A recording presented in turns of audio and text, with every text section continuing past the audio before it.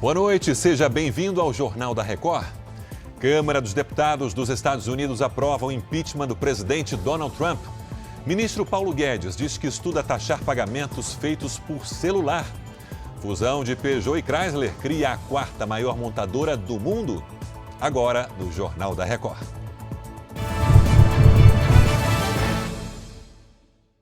Oferecimento Bradesco em 2020. Brilhe do seu jeito.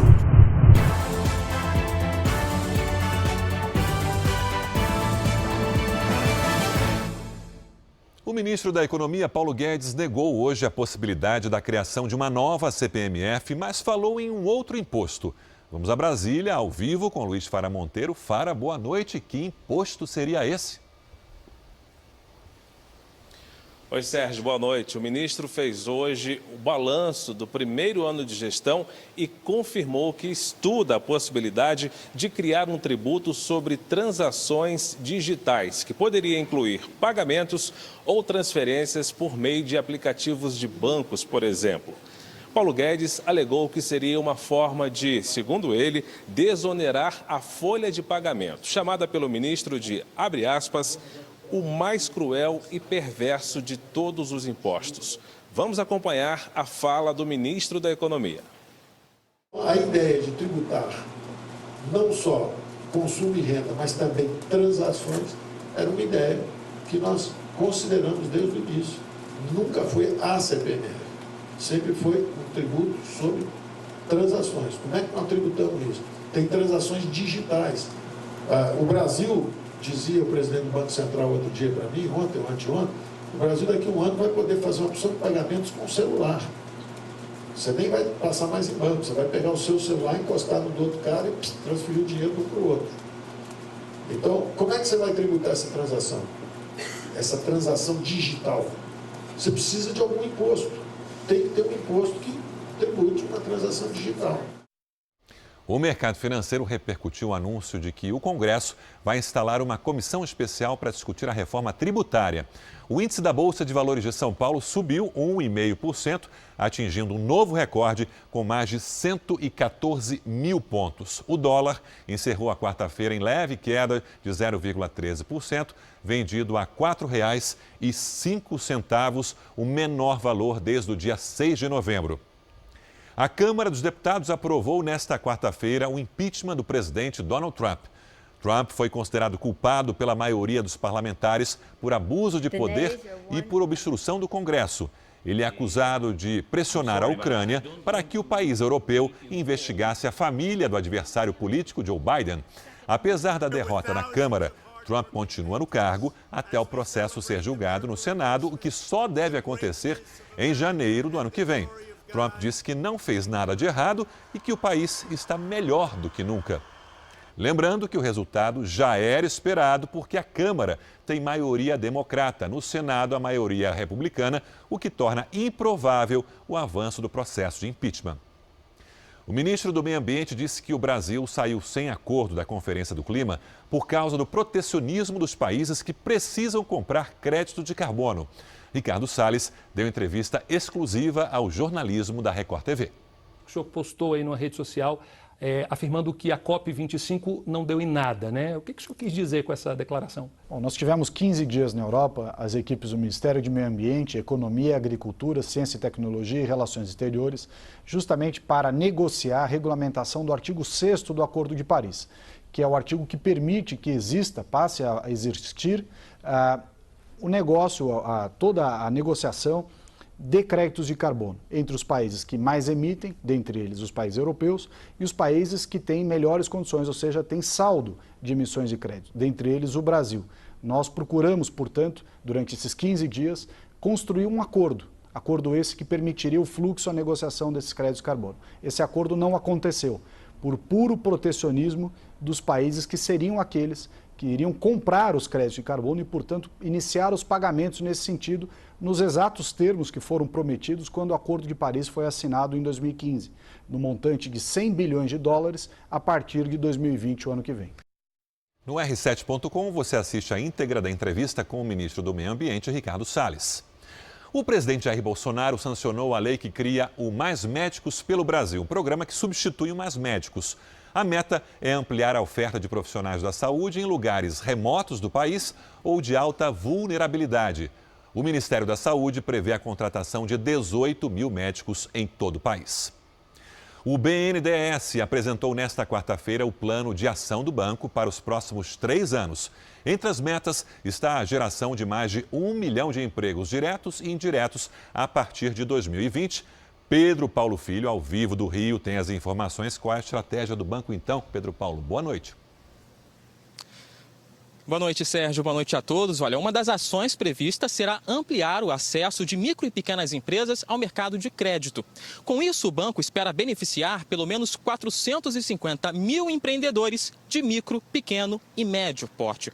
O plano ainda prevê a estruturação de projetos que possibilitem o acesso de 20 milhões de pessoas ao saneamento e também iniciativas que levem o serviço de energia elétrica para mais 14 milhões de pessoas no país.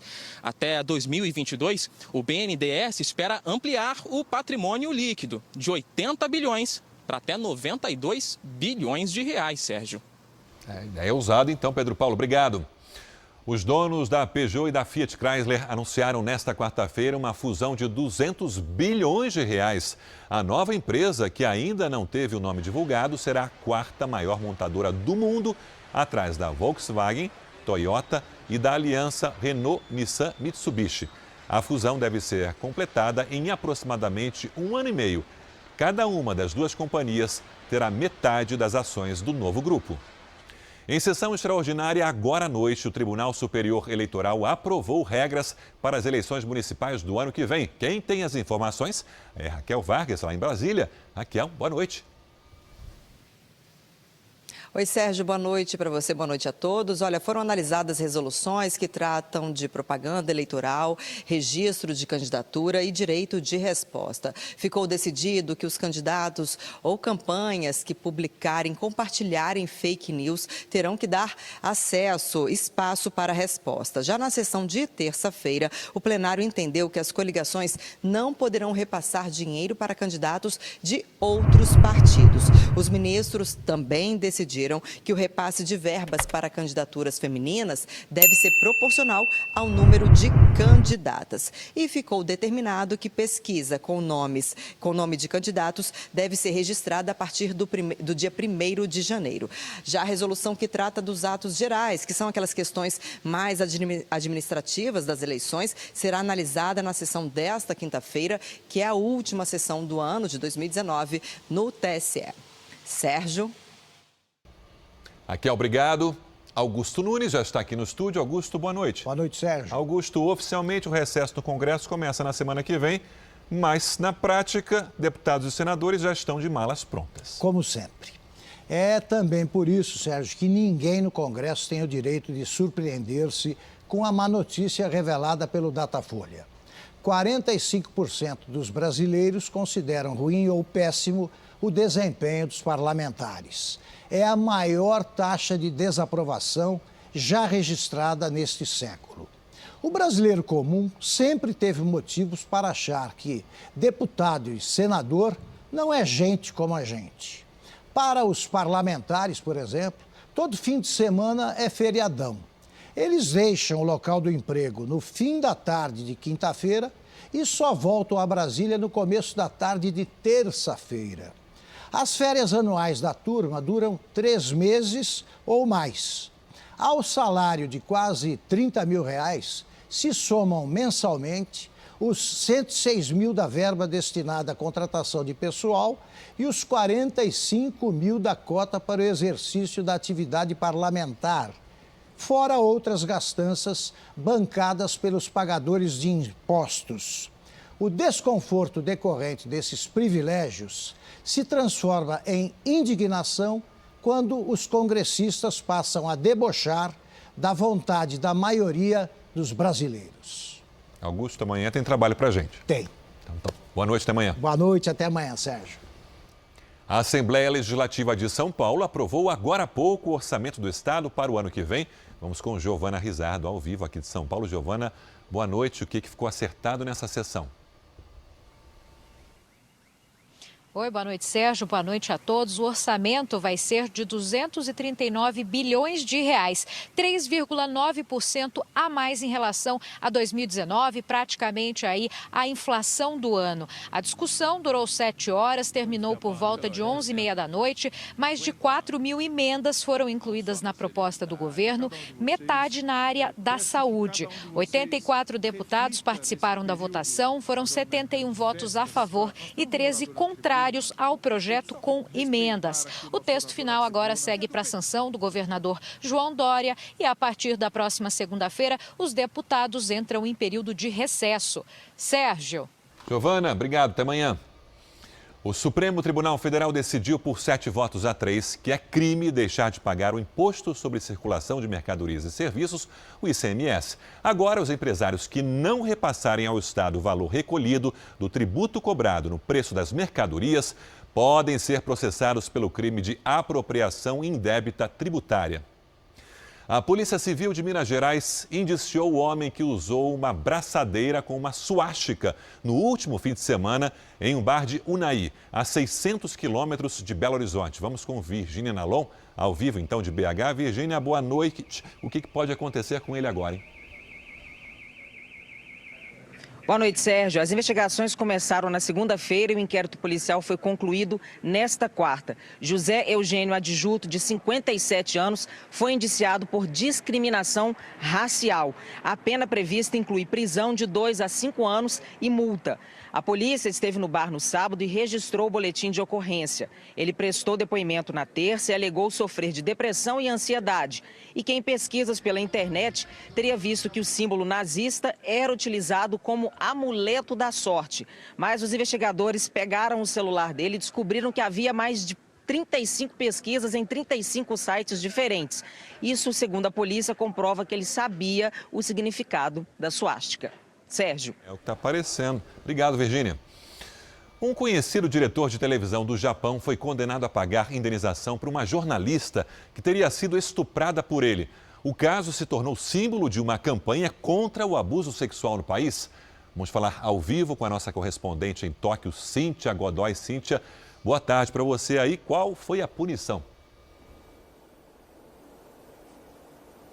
Boa noite, Sérgio. O executivo Noriyuki Yamaguchi não será preso porque o processo é civil, mas vai ter que pagar uma indenização no valor de R$128 mil. A jornalista Shiori Ito diz que foi drogada pelo diretor durante o jantar e depois levada para um hotel, onde foi estuprada. Já o diretor de TV diz que ela estava alcoolizada e que a relação foi consensual. Tudo aconteceu em 2015, mas o caso só foi denunciado em 2017, durante a campanha Me Too, lançada após as denúncias contra o produtor de Hollywood, Harvey Weinstein. Aqui no Japão, o caso deu início a um movimento que pede mudanças para que as leis do país protejam mais as mulheres. Sérgio. Avanço importante, sem dúvida. Cíntia, obrigado. Barcelona e Real Madrid empataram em 0-0 nesta quarta-feira pelo Campeonato Espanhol na capital catalã. Mas fora do campo, o clima foi de tensão. Manifestantes a favor da independência da Catalunha entraram em confronto com a polícia antes do jogo. Os ativistas fizeram barricadas para fechar os acessos ao estádio. Uma pessoa foi presa e outras 12 foram atendidas pela emergência. Essa edição do Jornal da Record termina aqui. Outras informações no Fala Brasil às 8h45 da manhã. Fique agora com imagens de assuntos que marcaram esta quarta-feira. Boa noite.